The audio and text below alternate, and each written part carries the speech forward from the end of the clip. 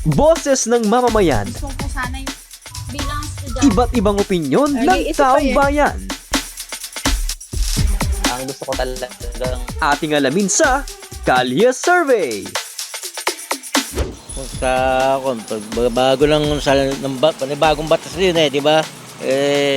Masang-ayon po ako doon ng konti. Kasi para mabago naman yung mga batas natin na hindi maganda. Yun lang po ang alam ko sa Satya. Ano ba yun, sir? Sir, hindi ko pa po alam eh. Ngayon ko pa lang po kasi narinig yun. Siguro po mas maganda po yung mga muna, yung ibang problema po muna yung lutasin po, ganun. Bago lang po ako dito sa gasolinahan eh. Hindi ko po alam yung Chacha na yun eh. Hindi ko po alam yun. Napapanood ko yun sa TV. Hindi ko po masyadong ma-explain kasi hindi po ako aware. Pero kung siguro aware po ako, baka doon ko po masasagot kung payag po ako or hindi. Abay, hindi ko yata. Naririnig ko, ba't hindi ko yata natatandaan? Chacha. Ang Chacha. Iba. Parang politiko ba yan? Yung... Opo.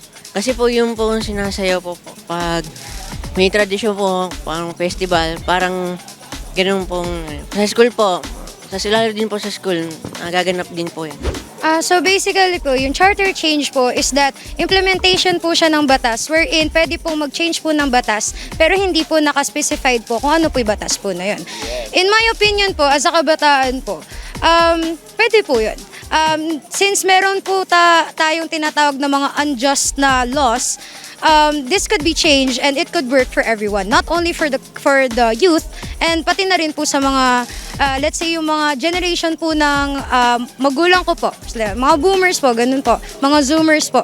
So charter change po in my opinion is a good thing, is a good implementation, although it should be monitored ng maayos po kasi po pag hindi po siya na-monitor ng maayos, then it will just be a cycle all over again and magkakaroon lang din po ng unjust and po, yung parang injustice po sa loob ng law or government. Chacha. Yung kuya, yun sa Itbulaga. Ay, yung batas. Bilang estudyante, di naman namin nakapag-aaralan yan. Chacha. pero may alam kang Chacha. Meron kuya, yung Chacha rap. Boses ng mamamayan, Gusto ko sana yung bilang estudyante. iba't ibang opinyon ng taong bayan. Ang gusto ko talagang Ating alamin sa Kalye Survey.